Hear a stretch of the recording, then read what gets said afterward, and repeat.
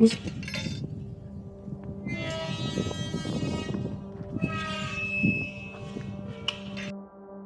the middle of Romney Marsh, far from crowds and cathedrals, a forgotten church stands watch. It's dedicated to a saint, or a schema, depending on who you ask.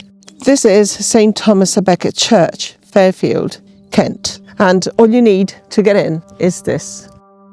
Named after one of the most famous and possibly most controversial saints in English history. A man murdered in a cathedral, sainted by a pope, and now remembered in brick and stone, even in the loneliest of places. Let's walk while I tell you about the history of this place, the history of Thomas Becket himself, and why his name still echoes through the flatlands of Kent.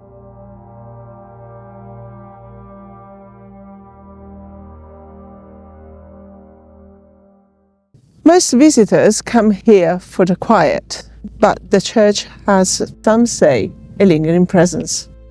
Today we're here to ask a question. Was Thomas Becket really a saint or a master manipulator? And we're here to find out whether the ghostly rumours are true.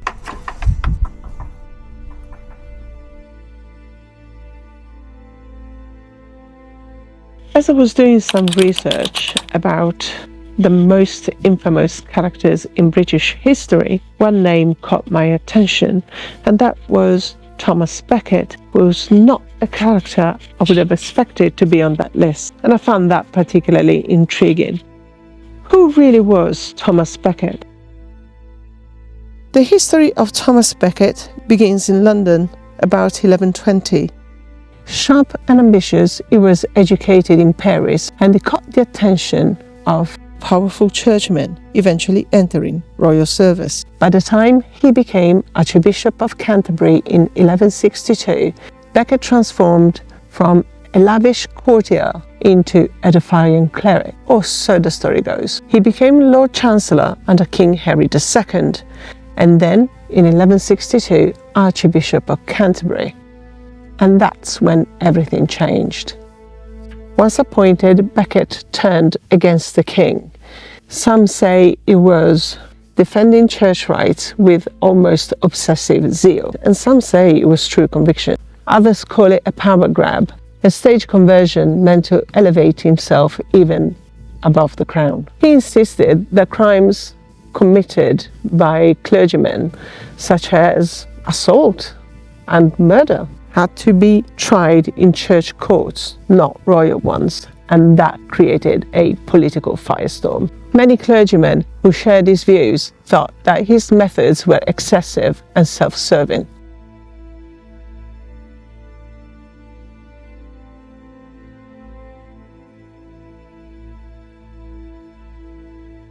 Historian John Hudson describes Becket as a man who had a taste for drama, for spectacle, and possibly for wealth. As Chancellor, Becket lived lavishly. As Archbishop, he claimed to live humbly. In 1164, he was tried for embezzlement and misuse of funds. The charges were never proven, but the wealth he amassed was apparently well known. Was he a man who knew how to play the system? Henry II, furious after Becket excommunicated 3 bishops who had officiated the coronation of his son, which was a privilege traditionally reserved for the Archbishop of Canterbury, allegedly cried out, "Will no one rid me of this turbulent priest?" The excommunications were sent as a direct challenge to royal authority and an open insult to the king's succession plan. Becket's defiance humiliated Henry, and 4 knights took Henry's word as a command. On December 29th, 1170, they rode to Canterbury, and in the cathedral, in the very heart of English Christianity, they struck Thomas Becket down. Just within 3 years, Becket was made a saint, canonized by Pope Alexander III in 1173, after hundreds of miracles were reported at his tomb. Whether those miracles were real, exaggerated, or simply believed, they made him immortal, pilgrims flooded into Canterbury. And churches like this one, simple, remote, enduring, were built in his name. But should I have been? Modern historians are split. Some say he was a saint, some say he was an agitator. Maybe he was just another man who got caught between kings and gods. A man whose grandstanding and inflexibilities deepened national divides. But hey, even in death, he was politically useful.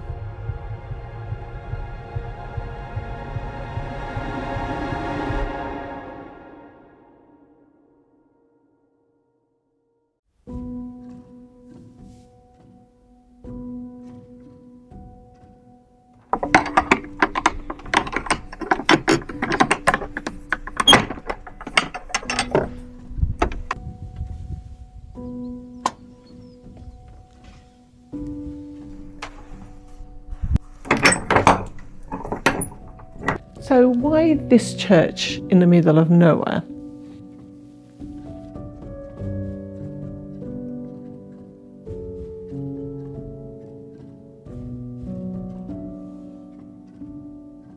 This beautiful church seems to have been built around 1170. This is when Thomas Becket died.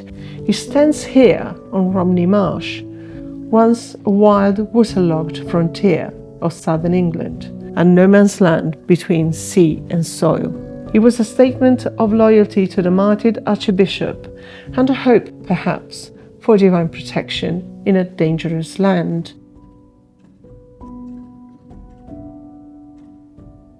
Now, there is a legend here that states that St. Thomas Becket Church came into being in Fairfield, Romney Marsh, after the then Archbishop of Canterbury fell into one of the many ditches and prayed for a miracle to save him from a watery death. Fairfield wasn't on the main Canterbury pilgrimage route, but the marshes were managed by the monks of Christ Church, and travellers heading to the coast or tending church lands may have stopped here to pray. Back then the marshes were isolated and dangerous, and yet even here, in this wind-swept world, Becket's name was carved into memory. Outside there are no graves, just sheep. Today, St. Thomas à Becket Church in Fairfield is no longer a parish church. It's kept open by the church's conservation trust. It stands here quietly, not grand, not crowded. And in places like this, his name remains. Not because the villagers demand it, but because power leaves echoes. Back in Canterbury itself, they say that those echoes still linger. Multiple witnesses, cathedral staff and visitors have apparently reported seeing a figure robed in black, drifting silently near the site of the martyrdom. Some claim to hear the sound of footsteps in the empty crypt. Even now there are stories of a chill in the air that appears without warning and whispers that rise from nowhere. And here, some say that this place still remembers.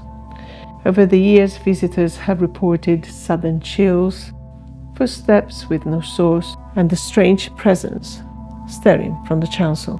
One local tale tells of a shadowy figure glimpsed in the pews, silent, still, and gone when approached. Is it Becket himself, or just the weight of memory in a place that changed history forever? What was that noise?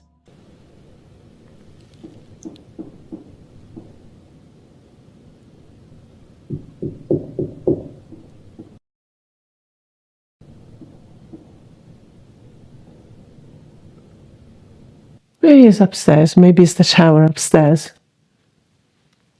What do you think?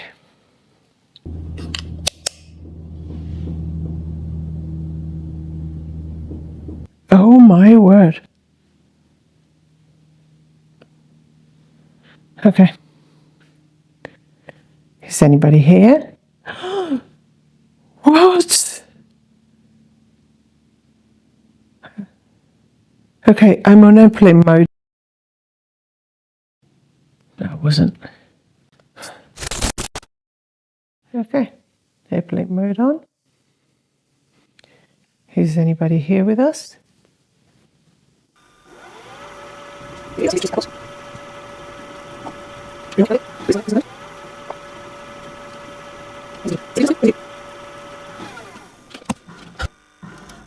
Well, you guys, I hope you enjoyed this video, and if you did, please give us a thumb up, and I shall see you in the next one. Thank you for watching. Bye!